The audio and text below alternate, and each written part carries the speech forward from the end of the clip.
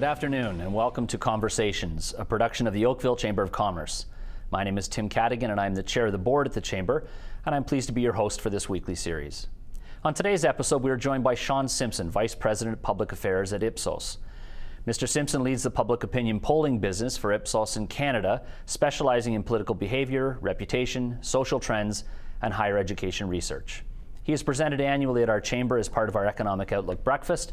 His comments are always interesting and enlightening, and today we are pleased to have a bonus appearance of Mr. Simpson. Welcome, Sean. Nice to see you.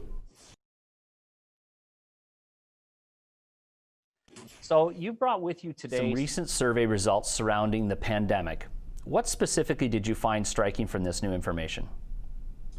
Well, I think that the most profound and maybe surprising information from the poll is something that maybe we're not talking as much about because we're talking about the physical health implications of COVID-19 and who's dying. We're talking about the financial and economic implications of COVID-19, which are no doubt widespread. But what we're also finding is that fully one half of Canadians say that they are experiencing some elevated levels of mental health distress or even addiction as well. So mental health may be the unspoken pandemic through all of this. I find that interesting, Sean, because there was a report that came out, some studies around people who are working from home and their desire to continue doing so. So two common threads. One, people would assume that generally people will like working from home. And two, employers may think that productivity actually is a little lower when in fact they found the exact opposite, that like you're saying, many people are struggling with being at home and the stress that comes with that isolation. So quite a few people who have now had the experience of working at home for weeks want to get back, and the employers are finding that even though people are working at home, if anything, productivity's up, because I'm sure like you, I sign on earlier than ever, I sign off later than usual, so productivity's up. So that it's interesting to hear that figure and how it feeds into how people are actually feeling. Yeah, I think that humans are social creatures by their very nature, and I think many are saying they have a desire to work from home right now. For both safety reasons, but also purely, functional reasons. If you have kids in a household, you have nowhere to send them right now, no daycares, no programs. And so working from home is the only way to get through this particular situation. And so it's not surprising that most people say that working from home is okay for the time being. But I think, we're also starting to see some technology fatigue, webinars, lots of webinars going on, lots of Zoom chats to try to stay connected with friends and family. And it's not that I don't like friends and family, but I'm starting to, loathe the amount of time that I'm spending on a screen. And so I think that there's a significant chunk of the population who is craving that professional interaction with somebody other than, their immediate spouse or children. And so even though it may not be safe to go back into the offices yet, I think, people, at least eventually, if not now, will long for those days, even if it does cost them a bit of a commute. I'm glad you touched on that feeling of safety, because one of the figures in your data that hasn't changed week by week is that nearly 3/4 of Canadians will not feel safe until a vaccine is found. And here at the Chamber, many of our members have had to essentially close down their businesses, as you can imagine. And like many, we look forward to the economy reopening in a safe and measured fashion. Can you share with us some of the sentiments as they relate to people returning to a sense of normalcy, for example, shopping, eating at restaurants, or going to see a movie? Yeah, roughly 3/4 of the population is essentially hesitant to return to normal until there is a vaccine, or at least until there is widespread testing and ability to treat COVID-19 with any degree of certainty. And so, 3/4 don't want to be going back to work until there is a vaccine or widespread testing. And then, if we park work for a minute and just look at some of the other normal aspects of our daily lives, such as going out for dinner, which is something that I really miss over the last 10 or 11 weeks or so. I'm getting sick of doing dishes, quite frankly. We've got, roughly 2/3 of Canadians who say that they're at least somewhat likely to be dining in a restaurant in 2020, even if it's allowed. What that means is that 1 in 3 Canadians say, even if it's allowed, I'm not going back to a restaurant this year. And we see similar levels of I suppose, hesitancy from even greater numbers of Canadians when it comes to who is likely to shop at a mall, for example, who's likely to go to a movie theater, for example, and only 1 in 5 think that they'll see any live theater or attend a festival or a music event. Only 1 in 5, even if it's allowed. And so this restarting of the economy isn't simply just is the government going to allow us to do these things? It's, will Canadians feel comfortable enough to go out and do them? It's not a case of if you build it, they will come. There's going to be a very long process to get people back to feeling comfortable enough, not just to venture to work, but to do all those things that even 3 months ago they may have took for granted. Well, and all those things you listed, of course, the other pieces around travel, which is a huge sector of business here in Canada with millions and millions of Canadians working for it. It actually accounts for 2.1% of the country's gross domestic product. Now, I believe your research shows that only 2 in 10 Canadians will likely travel outside of Canada this year.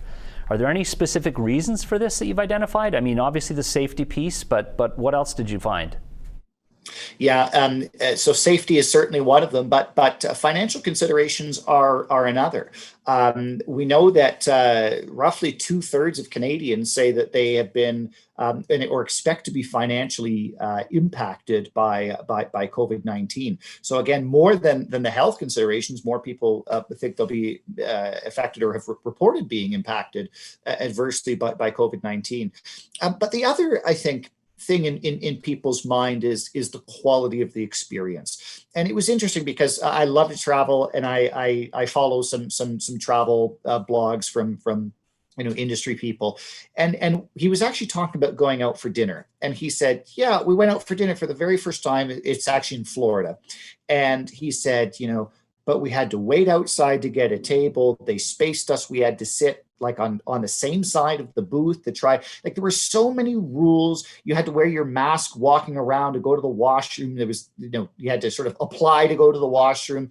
He said, the meal was fine, and it was a good meal, and I felt safe, but the experience was so different from what I'm used to, that it sort of took the fun out of it. And I think, many Canadians, when they're looking at traveling, maybe have similar things in their mind. They're saying, well, if the amenities are going to be closed down at the hotels, if I'm not going to feel safe, riding transit, if I leave the country and I have to come back to a 14-day quarantine, maybe that's not going to be worth it.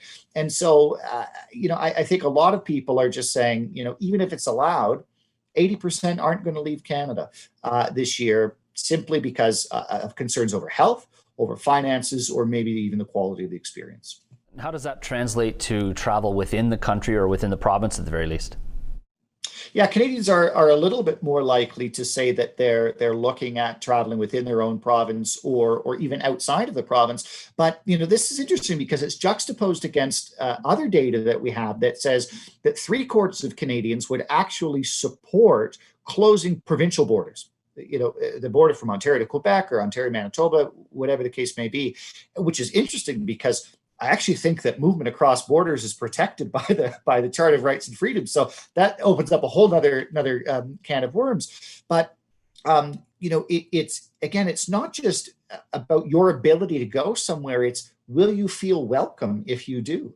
And what Canadians are saying is that they would not feel comfortable having somebody from Quebec travel to, say, Kitchener, where I live, and be okay with that. And so, there's this kind of loss of social cohesion that we've found as a result of COVID-19, where now there's actually a physical barrier between us and other communities, insofar as I can't leave my home. And even if I can go to place A, B, or C, they may not want me to come. And so most Canadians are going to stay very close to home. And as a result of that intention, there is an increasing desire to support local, to shop local, and to enjoy the nature and the amenities that your local community has to offer instead. I want to touch on that local piece in a minute. Before we started, I warned you that I might very well go off of what your data has. So this might be one of those times, Sean, we'll see. I'm curious to know what you found then on the desire of Canadians to travel. Is that a common theme with other countries? You know, like I, for one, thought it was great when they closed the border to the States. I'd like them to keep that border closed for a while longer. But do Americans feel the same? Are they looking to travel? Certainly they've opened up a lot faster than we have. Yeah, well, our global tracking shows that certainly some regions are more apprehensive than others. Australians and New Zealanders, for example, closed their border very, very quickly. And there's talk of maybe creating a bubble zone between those two countries. But, you know, by and large, they're quite happy, at least for the time being, to not have visitors coming in and undoing some of their efforts to contain COVID-19.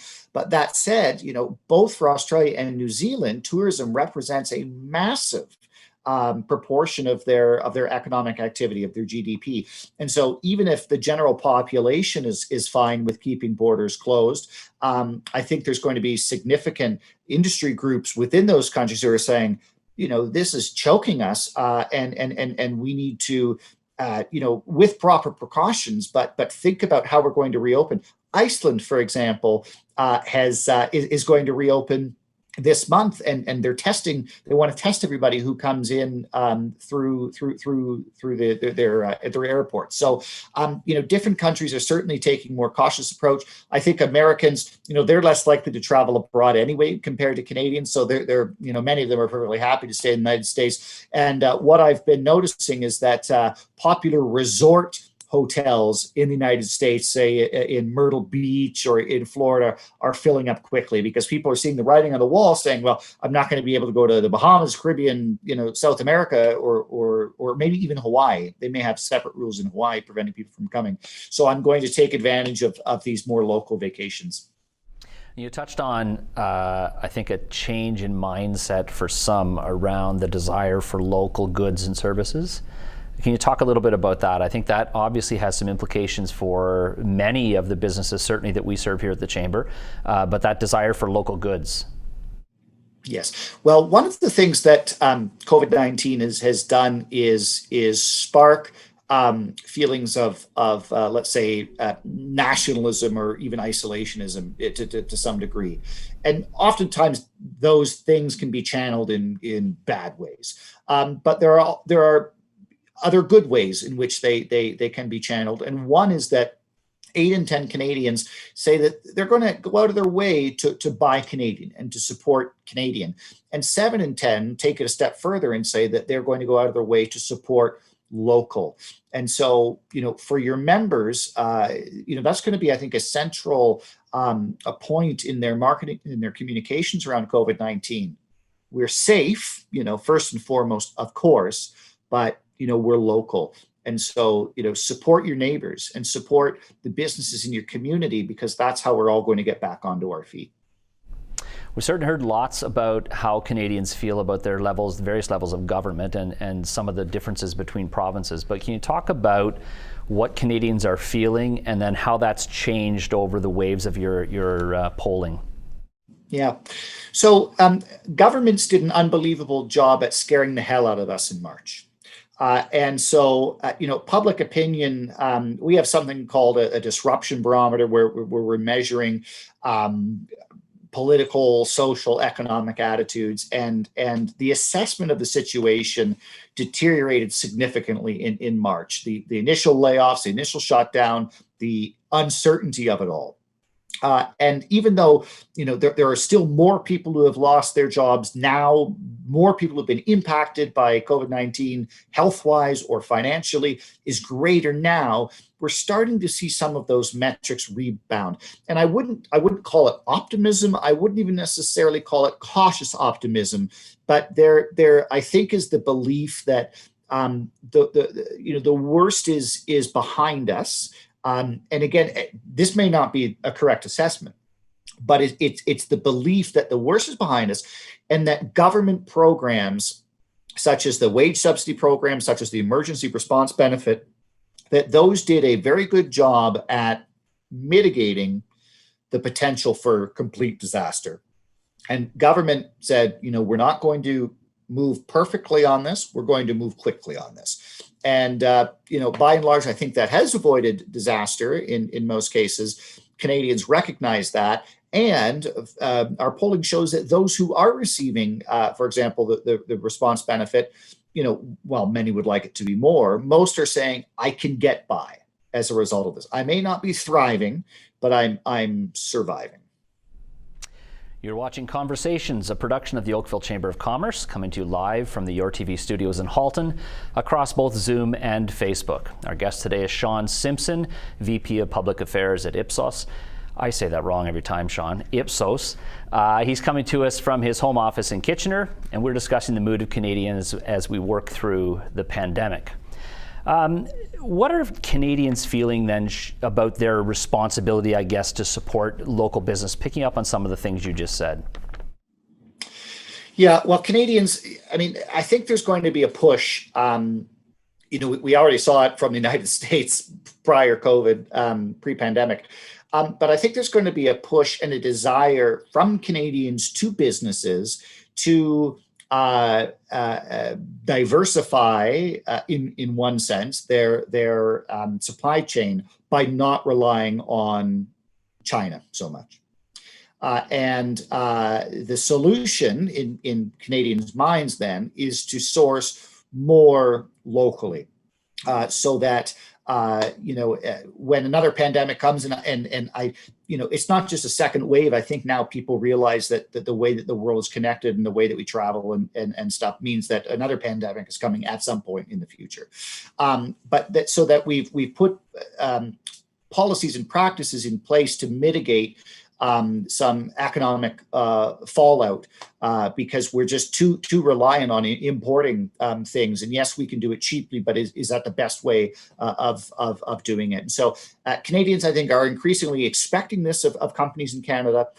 And I believe that they're going to reward those who are sourcing locally and supporting businesses, not just in Oakville or in Ontario, but really throughout Canada. The idea of opening up sectors or regions within the economy just 2 weeks ago was a non-starter in Ontario. We've seen a complete change in that. The idea around opening up the economy by region, what are consumers telling us? What about their confidence in the economy and opening in such a manner? Yeah. Well, the first thing is that Canadians and consumers recognize that this is super complicated.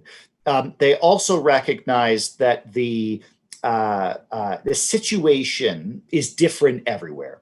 The situation in British Columbia differs greatly from Ontario, Quebec, and even the Maritime provinces. And even within Ontario, the situation differs.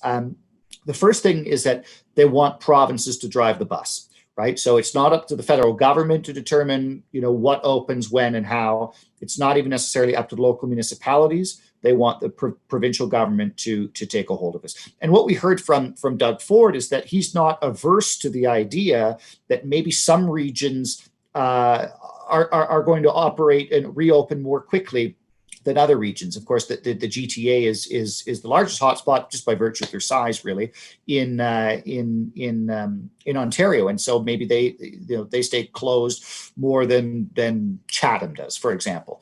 But what this does is it creates an extremely complex patchwork of rules and regulations that apply, in Kitchener, but not in Guelph, or Oakville, but not in Burlington. And I think Canadians are already a little bit confused on, what are the rules, because we're hearing that the state of emergency has been extended now to the end of June.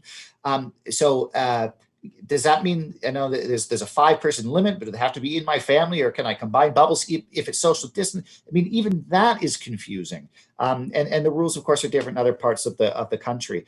And so if we're going to take this piecemeal approach to reopen the economy, we need to be absolutely clear and have resources available for people to help navigate this, so they know what services are available to them, which ones aren't, and what rules are in place for social distancing, so that people who are walking in the park and allowed to walk in the park but not sit on the bench, don't inadvertently get a fine for sitting on a bench they're not supposed to be on. It's extremely complicated. We just need to do a better job of communicating what those rules are. The difficulty, of course, if I can't get a haircut in Burlington or Oakville, I'd gladly go to Brantford if that's what I can do. Oh yeah, I mean, I'm normally not challenged in this way, but the sides and the back are getting a little out of control for me. What can you share with us about how the pandemic has influenced Canadians' opinions on immigration and refugees? Yeah, this is an interesting question, particularly in light of what we're seeing from the United States, the Blackout Tuesday movement on social media yesterday.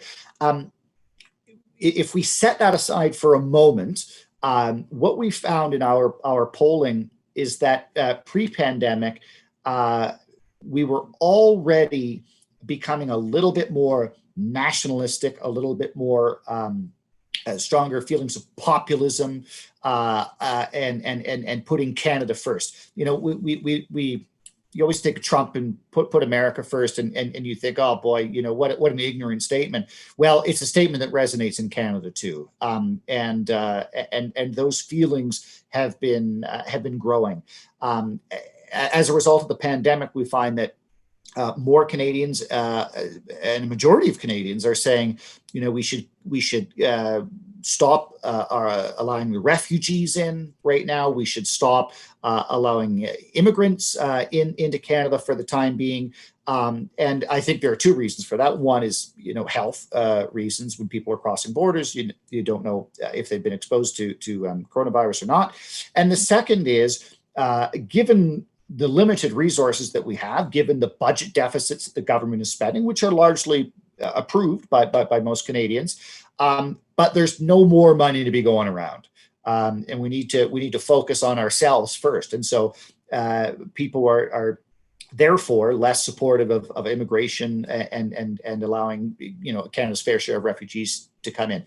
Enter, of course, the context from south of the border, and there may be a re-examination of that position, because I think there is a lot of soul searching that not just Americans, but Canadians are doing in understanding race relations in Canada, privilege, and how the political elite, businesses, and even regular Canadians have been complicit in this. And so I'm expecting these figures to change again. I don't know how, but I think that the context south of the border has been significant enough that we'll go in again and try to figure out what's going on.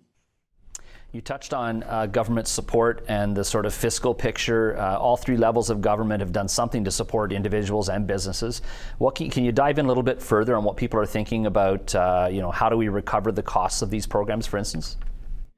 Yeah, absolutely. So, this is fascinating because 3 months ago, Doug Ford was, by far the least popular premier in Canada. Now he's pretty well the most popular. His approval ratings are nearly 80% on how he's dealing with the COVID-19 pandemic. They're higher than Prime Minister Justin Trudeau's are. And his sort of plain messaging seems to be working with people. Initially, Canadians were very supportive of all of the emergency measures that the government put in place, supportive of the massive deficits that the government was running in order to do that. And we're finding in our tracking actually that it's still a majority, but fewer and fewer Canadians are supporting the amount of deficit that we're spending. And roughly 1 in 3 think we should be spending less than we are. And I think as government brings in some solutions to tackle the deficit, means that your income tax is going to go up. It means that business corporate tax is going to go up. All of a sudden, we're going to see a backlash, I think, for public opinion, and people saying, okay, whoa. I mean, if the trade-off for all of these support programs is that I have to cough up more of my hard-earned money when my investments have taken a hit, where maybe I was unemployed for a little while, or there's a significant chunk of people who are working at reduced hours or reduced pay even. They don't register in the employment statistics, but they've taken a hit financially. And now we're going to ask them also to pay more tax, right? So I think this is going to be a massive debate for us heading forward as a business community, as political leaders. How are we going to get out of this mess? The measures that we put in place were effective and supportive. Now, how are we going to pay for it? I only have a couple minutes left, Sean. I'm going to ask you to look into your crystal ball a little bit. You can't rely just on the data this time. I think if I'm the opposition party, I'm trying to think, how do I take this government on? So the provincial election is still a ways off. Federal election with a minority parliament could happen at any time. But what will the ballot box question be for both levels of government? I think the ballot box question is, there's going to be two things, right? One is going to be, how do we better prepare ourselves next time? And whichever party can present, I think, a credible plan for that is going to be appealing to the general population. But the second is, how do we dig ourselves out of this financial mess? And I think the key point of differentiation is going to be, Liberals and NDP, for example, are going to be saying, we need to keep the supports in place, we need to run significant deficits. And the Tories are going to say, it's time to wean people off of the support services because they can act as a drain on economic recovery, and we need to slash government spending. We need to cut the pork and do everything to keep taxes as low as possible to keep the economy going. And I think we're going to see two very divergent pictures there in terms of fiscal priorities and what the economic recovery looks like. And the one that resonates more with Canadians, I think, will help decide what's going to happen in the next election. John, we have to leave it there. It was always, as usual, it was a pleasure speaking with you. We'll maybe get you on again before this is out, just if you need the company. Absolutely. Our next conversation will take place June 10th, next week at noon. I'd like to extend a special happy birthday to our producer here, David Bartlett, who's in on his vacation on his birthday producing this program. So thanks, David, for doing that. And thanks to all of you for watching. Have a productive and safe day.